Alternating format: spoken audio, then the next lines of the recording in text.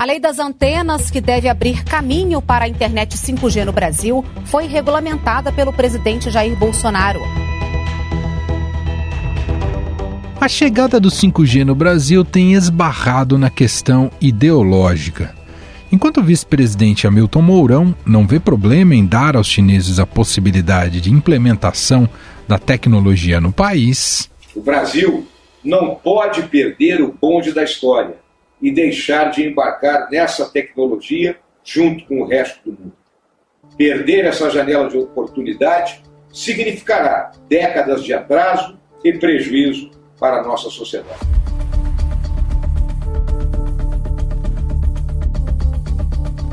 O presidente Jair Bolsonaro e seus seguidores recriminam a possibilidade e acusam o país asiático de usar o 5G para espionar outras nações. Eu converso com o Jair Bolsonaro, do GSI, converso com o Ramagem, que é chefe da BIM, e com mais inteligência do Brasil, com gente mais experiente, converso com o governo americano, converso com várias entidades, países, né? O que temos de pró e contra. O Brasil também tem sofrido pressão dos Estados Unidos. Por lá, Donald Trump baniu as operações da Huawei nos Estados Unidos e pressiona outros países a fazerem o mesmo, alegando que a empresa usa equipamentos para redes de telecomunicações para espionagem pelo governo da China. Not to use Huawei because we think it's an unsafe security risk. A Huawei nega as acusações, mas diversos países seguiram as recomendações de não trabalhar com a empresa chinesa. É o caso de Austrália, Nova Zelândia, Reino Unido, Japão, Itália, França, entre outros. Chinese investment in the UK is far wider than just telecommunications.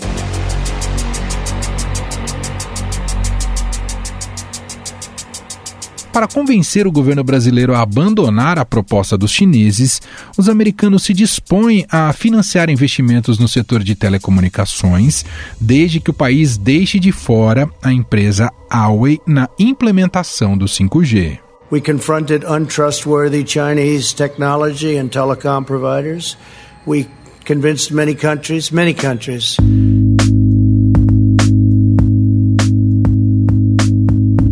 Uma carta de intenções já foi assinada pelo ministro da Economia, Paulo Guedes, e a presidente do Banco de Exportação e Importação dos Estados Unidos, Kimberly Reed, no valor de $1 bilhão.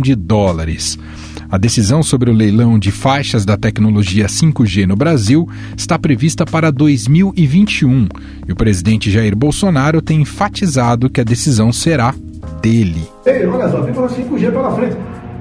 Quem vai decidir 5G? Sou eu. Não é terceiro, ninguém dando palpite por aí não. Tá? Eu vou decidir o 5G.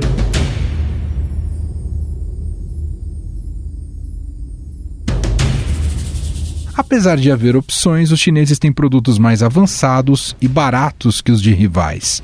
Os Estados Unidos ainda não têm a tecnologia. No entanto, existe um outro problema, caso o Brasil resolva excluir a Huawei do leilão do 5G. A China é hoje a principal fonte de superávit comercial do Brasil no mundo, com saldo positivo de mais de $3 bilhões até julho. Ou seja, uma retaliação à atitude brasileira pode pesar na economia do país. Mas por que a internet móvel de quinta geração é tão importante para o futuro de um país? O 5G promete ser até 10 vezes mais rápido do que o 4G. A tecnologia vai integrar diversas máquinas, como celulares, notebooks, eletrodomésticos e veículos, permitindo o desenvolvimento de casas e cidades inteligentes, com a interligação de sistemas de iluminação pública, tráfego, transporte público, entre outros exemplos. Casas inteligentes, indústrias robotizadas, agronegócio georreferenciado, veículos autônomos e novos sistemas de segurança pública estão chegando para ficar, tornando o que até pouco tempo pertencia à produção cinematográfica futurista uma realidade.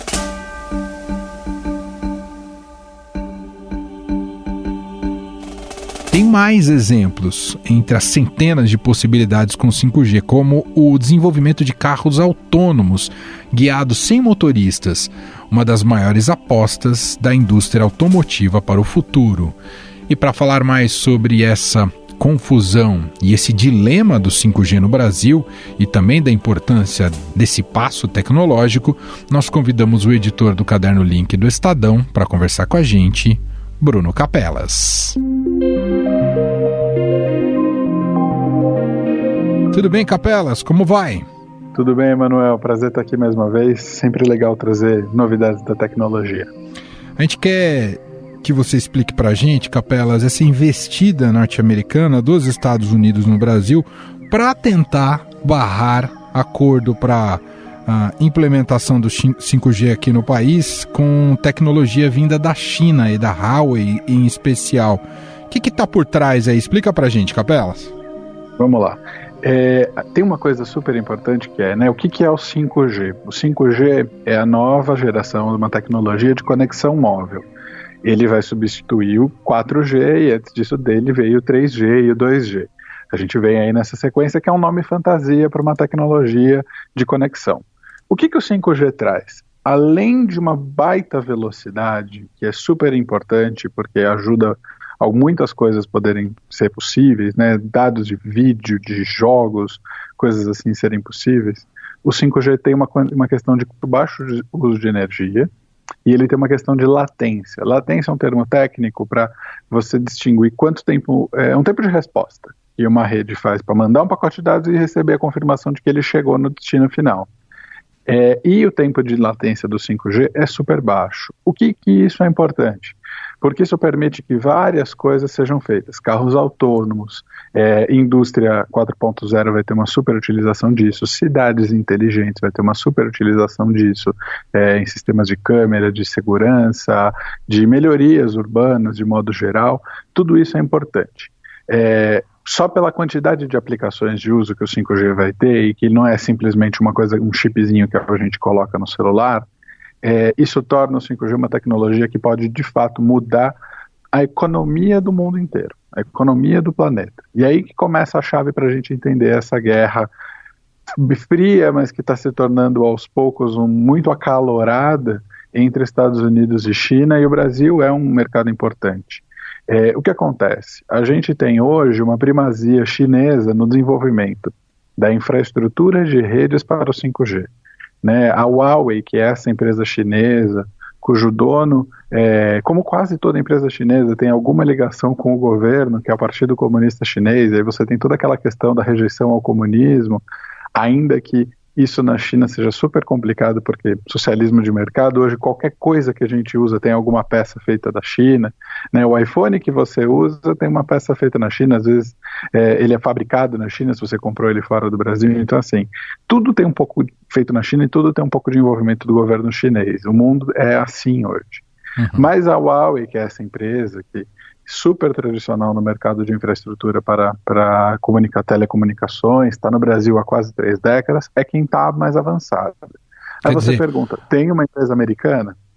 Não tem uma empresa americana que está nesse mercado. As principais rivais da Huawei são a Nokia e a Ericsson, as duas escandinavas. Só que elas estão no bloco aí ocidental e muito mais alinhadas aos Estados Unidos. E o grande medo dos Estados Unidos qual é? Perder a primazia de tecnologia que teve aí nos últimos 50 anos, né, e o que fez os Estados Unidos serem uma grande potência, especialmente com a era da informática. Hoje as maiores empresas do mundo são todas americanas e são todas de tecnologia. Perder essa prioridade, esse poder que eles têm na área de tecnologia para a China. Essa é a grande discussão que está por trás da briga. Quer dizer, é uma discussão de natureza geopolítica, de quem dá as cartas no planeta, mas a retórica utilizada para isso é acusar a China e a Huawei de não guardar a privacidade das pessoas. É isso, Capelas? É mais que isso. É utilizar as informações das pessoas, as informações obtidas em telecomunicações, para fazer espionagem a favor de Pequim.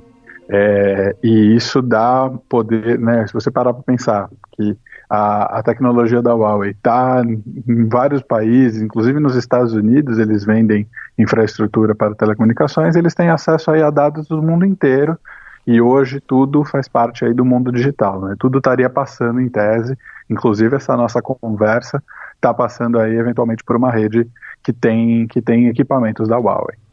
Então é um pouco essa briga. A questão é essa discussão sobre qual é o acesso a dados, espionagem, é uma ameaça à segurança nacional, como o governo americano diz, é uma questão super complicada, porque é difícil dizer que não há, mas ninguém ainda mostrou uma prova cabal que existe. O elemento psicológico por trás dessa discussão é muito forte, e é uma discussão importante. Assim, a Huawei, que é uma empresa tradicional, que está aqui no Brasil há muito tempo, e que presta serviço para todas as operadoras brasileiras, independentemente de qual governo a gente estava falando e sempre teve licença para operar aqui, de repente está se vendo nessa mira. Dá para dizer que ela tem culpa no cartório, ou que ela não tem culpa no cartório? Não dá, precisa de estudo, precisa entender, precisa mostrar. Mas até agora, os Estados Unidos não mostraram uma prova cabal, a foto, assim, esta espionagem foi feita com dados das redes que a Huawei tem e passada para governo chinês.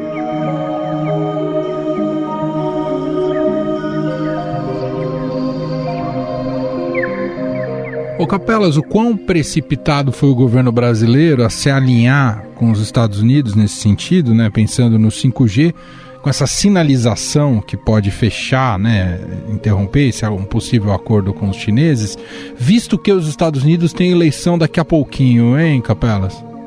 A discussão geopolítica é um pouco complicada, mas assim, vamos pensar primeiro do ponto de vista da tecnologia. Hoje existe um consenso no mercado que quem tem a tecnologia mais avançada no 5G é a Huawei.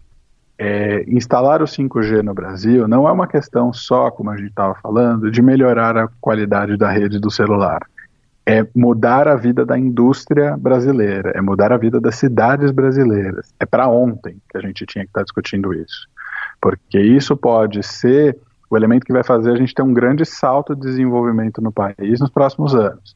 Assim como a gente viu uma economia, e está vendo uma economia superaquecida, baseada em celulares, baseada em ter internet, a gente agora vai ver isso entrando na vida da indústria, entrando na vida da produtividade brasileira, do campo, do agronegócio. Assim, é um tema super importante.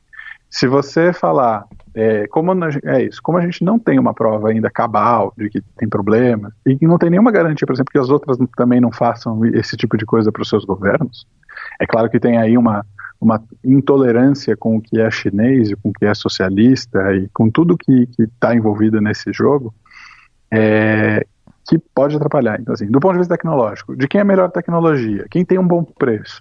É fácil de instalar? A gente confia? Vamos nessa. É um pouco essa a discussão.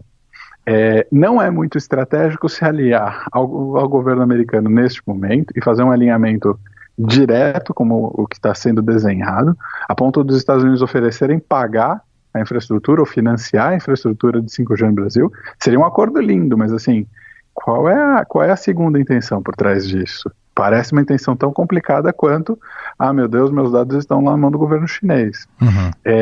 E com a eleição, pior ainda, porque você pode fazer tá abraçando um compromisso que daqui a 10 dias a gente tem a eleição e tudo muda. No cenário tecnológico, é mais uma vez uma amostra que a gente não tem exatamente como prioridade essa questão do desenvolvimento. A gente precisa ter um edital do leilão das frequências, né? O 5G, assim como o 4G, assim como o rádio, assim como TV, usa uma faixa de frequências para emitir os seus sinais.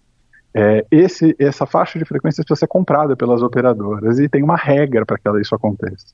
Uma das grandes discussões para que esse edital exista é se vão vetar a participação de infraestrutura chinesa. Essa é a grande discussão. A gente já esperou tanto para fazer esse edital, por N motivos, por problemas em Brasília, porque não tinha clima político, porque a gente tem que lutar contra o maior problema do último século, que é essa pandemia que a gente está vivendo. Uhum. espera mais 10 dias, entenda como pode ficar o cenário internacional para ver se vale a pena se aliar. Claro que isso não passa pela cabeça de todo mundo que está lá em Brasília, né? Claro. Mas aí é uma outra questão.